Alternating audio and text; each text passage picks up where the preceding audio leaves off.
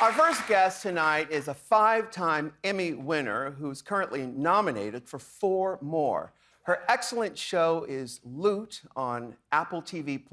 Please welcome the next president of the United States, Maya Rudolph.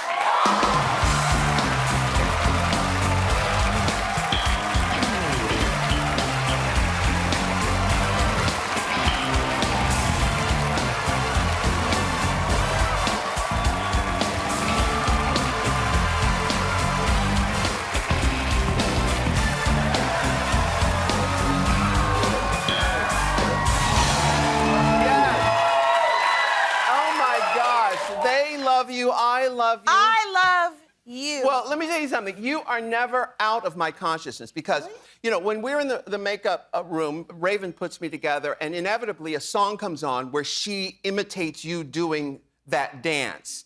Which dance? The dance. Well, Raven's here. I'm going to have her do it, but let me try to do it. It's where you go like oh, no. Raven's right there. Can you show her? Oh, my God.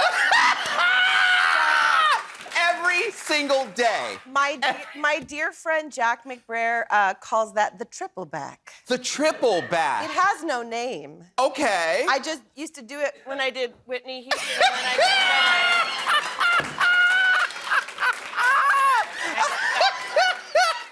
I love it. Thank you. Yes, we call it the Maya. That's right. What an honor. Yes, Raven does it every single day. That's so Raven. Yeah. Oh my God. Yes. I'm already having fun. Are you good? I am. You're so good at this. Thank you. Thank you. That's very kind. Thank you. You know, we love to have fun. We love to have fun, and that's why we love Miss Maya Rudolph so much. Were you always a fun kid? I mean, I thought I was fun. Yeah. I was probably a little too loud. Okay. But yeah, I used to do shows in my living room a lot. Yes. Yes. For anybody who was home. Now, the career that you have, which is huge, is it the career that you had planned for yourself? It's funny. I guess it is. I never really thought about it that way. I always wanted to mix everything that I love. I love music, and I love comedy, and I love wigs and characters. And, yeah. And yeah, I get to do all. Yeah, you're right. I guess it is. Do you have a brother? Is that right? Yeah, I have an older brother. Is he like you? Well, he was the reason I think I wanted to be funny. My brother and my dad really we used to watch Mel Brooks movies together, and my brother was, you know, he's older, so he was always the person I was trying to be as cool as, and he was the funniest one, and all of his friends were making funny jokes, and he liked Parliament Funkadelic. Like, it was just he was so cool, you know? And and we used to watch a show called Make Me Laugh when I was a kid, and it came on, I think, after the Gong Show. And, because I'm young, I'm 27. Yeah, of course. Yeah, we knew that, And Make Me Laugh, for those of us my age, was like a person in a chair, and comedians would come and have 60 seconds to make them laugh. And so we'd play it at home to try to you know, not break. And it was just the most... Did you make your brother laugh? Yeah.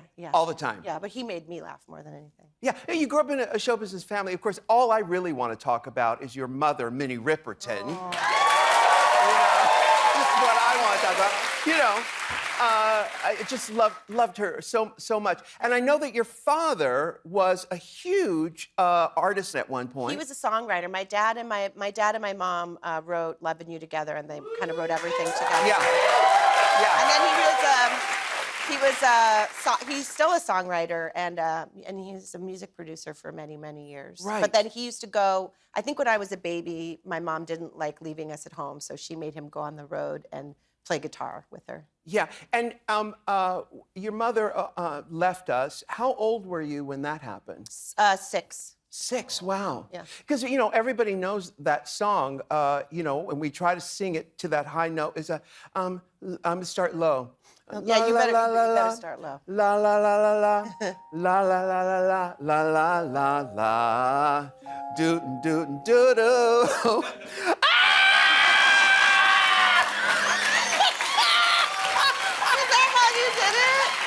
Is that how you would do it?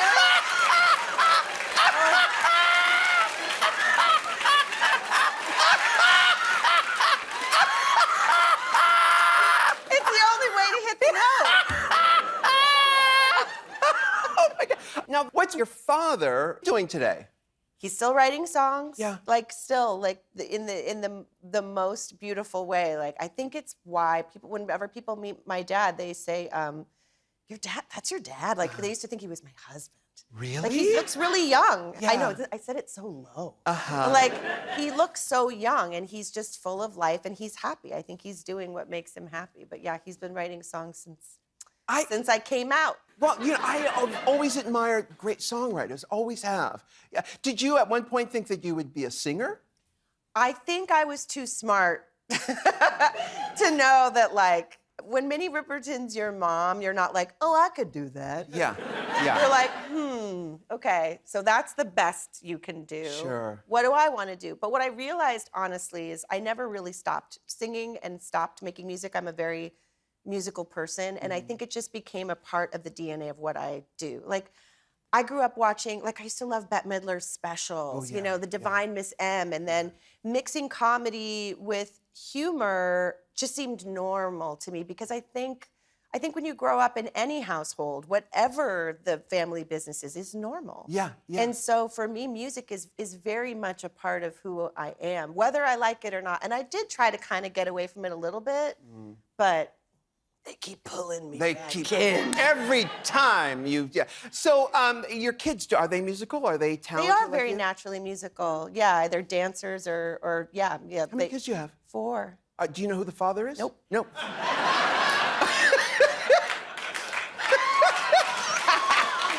Nope. No. It was so fast. I know.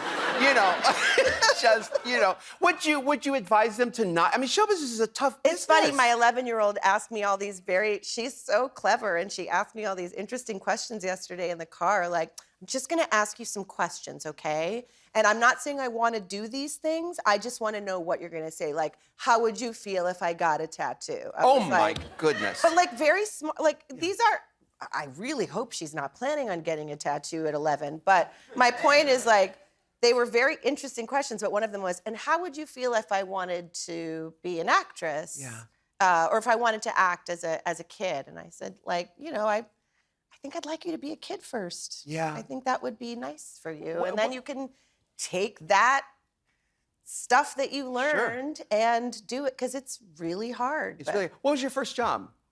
My first official job was on a television show called City of Angels. It was a Stephen Bochco hospital drama. I think the first line I ever had was in a Jim Brooks movie called As Good as It Gets, though. I remember that. And they lost the guy that was playing the cop, and they said, like, can you come right away? And I said, okay. And they like tailored his pants to fit me, and my line was, they want you inside, sir. So, I knew I'd made it. Yeah, absolutely. It's just so funny, coming from a show business family, and then, of course, your husband is from a show business family. I know of his father. You do? You know about Ernie? But Ernie Anderson is the most famous voiceover. I'm of an age where I know this Friday on the Love Boat. Yeah. Yes. Yeah. Very famous. Was he comedy partners with Tim Conway? That's right, in Cleveland. Yeah. And they started out together in Cleveland. And they had a comedy album together. And they did a lot of, they worked at a television station where they could get, like, I think the cheaper time. So they did some late night stuff. And that's where Ernie started his show called Goulardi, which for people from Cleveland was a very big deal. It was, for us in LA, it was Elvira. Or Mystery Science Theater 3000 later, but it was, taking, pretty bad B movies, horror movies, and he had this character named Goulardi that had this very big mustache and like sort of a long beard. But this was like, I think, late 60s. Wow. He was very ahead of his time, really, really funny. Started doing that, and then when he came out to LA with Tim, he became the announcer for the Carol Burnett show. That's right. Yeah. And he did some of the skits, too. Yeah. Yeah. It's just amazing growing up in a show business family like that. Yeah. How could you not? I love it. I just love you so much. I love you so much, and I really tried hard not to fangirl too hard when I met you the first time, where I forced you to embrace me backstage when we were We were at the Emmys, and I realized it was a non-consensual embrace. I made you come in so fast. I felt like, I don't know if he asked for this, but I'm giving it hard. No. But my point is, you mean so much to me, and you have such a tremendous influence on me, and have had one for so many years. And you're such a beacon of light for me, and I'm gonna cry. So I'm gonna try not to, but I try to do right by you so often in the things that I do. The kindest thing. I love that. Thank you, Maya. We'll be right back after this. You look very nice, by the way. Well, thank you. As well as you have such a sweet relationship with your son. Oh. You think Howard is my son? Is he not? I'm so sorry. Oh, no big whoop. No big whoop, girlfriend. No big whoop, girlfriend. Oh, no. No big whoop, girlfriend. Hi. Oh, no big whoop, girlfriend. We're cool, girl. Hey, girl. We're cool. You need to leave now. Welcome back. I'm here with Maya Rudolph. Now, that was a clip from Loot. Now, with something like that, do they just let you run with it and just do what you want? In that particular moment, they did let me run. They don't always, but no big whoop with a little, yeah. that was a little running. Of course, Yeah. that's on Apple TV Plus. Yes. Are you having fun with that? I am. It's a really fun show. I love that group of people so much. Ron Funches, who plays my cousin, not my son. And so many people. It's getting to play. It's getting to play with wonderful people, which always makes me feel funnier. And I also love a workplace comedy where it kind of feels like family. Yeah, yeah. Because, okay, obviously you came from SNL, where you got your chops. I did. Yeah.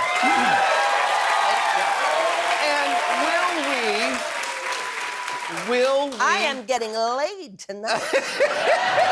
Wow. Will we be seeing Kamala on SNL anytime soon? Okay, interesting that you brought this up because no one's asked me. I have to tell you something. I have never experienced anything like this before. In any of the work I've ever done, this has been such a tremendous, exciting time for me. That feels so much bigger than me or anything I've ever done. I mean, I played her on the show already, but the minute it was announced that she was running, you know, I think I was home watching The Bear, and it was like announced that I had confirmed doing SNL, and I was like, I did what? Like everybody's just ready for it, which is such a wonderful. You're right. Yeah. And it's cool. But you couldn't. I would never have believed you if you had said, hey, one day you're going to be playing the presidential candidate. Wow. For me to think that I have anything to do with this by association is mind-blowing. Yeah. I spent so many years on SNL, you know, watching other people play presidential candidates and thinking, you know, there's no one that resembles me in the race. To think that we're here now and to think that I would ever be close by association is so incredible. Yeah. Well, listen. I mean, I don't know. It doesn't matter. It doesn't matter if someone looks like you or you look like someone. You are such a talented actor that you make us believe whatever it is that you do. Because you've played, I mean, you've done Donatella Versace. Yes. You've done a lot of characters that you think, oh, well, there she is. Beyonce. I mean. Now, okay. Yeah. I have to ask about your Prince cover band. Now, my top three, my top three Prince songs are 17 Days, which was the B-side of When Doves Cry. That's right. I love When You Were Mine. Yes. Oh, and I love I Wish You Heaven.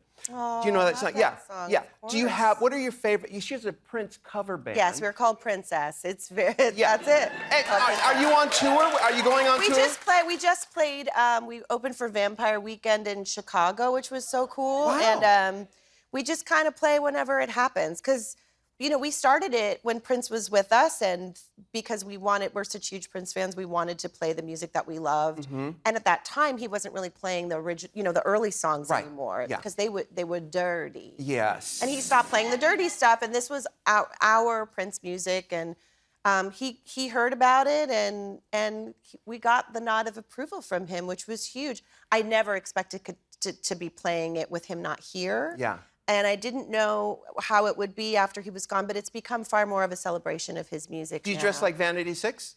It's a little mix of Vanity and Prince if they had a baby, yeah. Do you have, what are your favorite Prince songs? Oh my God, I mean, What era do you guys? we do pretty much Dirty Mind up to, I would say, Don't say Bat Dance. although there's some great songs on that record. Really, I need to revisit it. Listen to the Future. That's the best one. Let's get nerdy. Okay. Let's get nerdy. The Sign of the Times. I would say up to Sign of the Times. That's kind of the eras that we do. Dirty Mind up to Sign of the Times, and it's really a lot of those stuff with the Revolution and his early band. It's my favorite era. I love that. It's just so fun. But what's been more fun is having people come and sing along, because they're not our songs. Yeah. So I it's love kind it. of like it's kind of like Prince Church. Oh, thank you, Maya, for stopping by. Oh my God! We just love it's a you. pleasure. I love you so much, and I could sit here a lot longer, but there's some queens that want to come out here.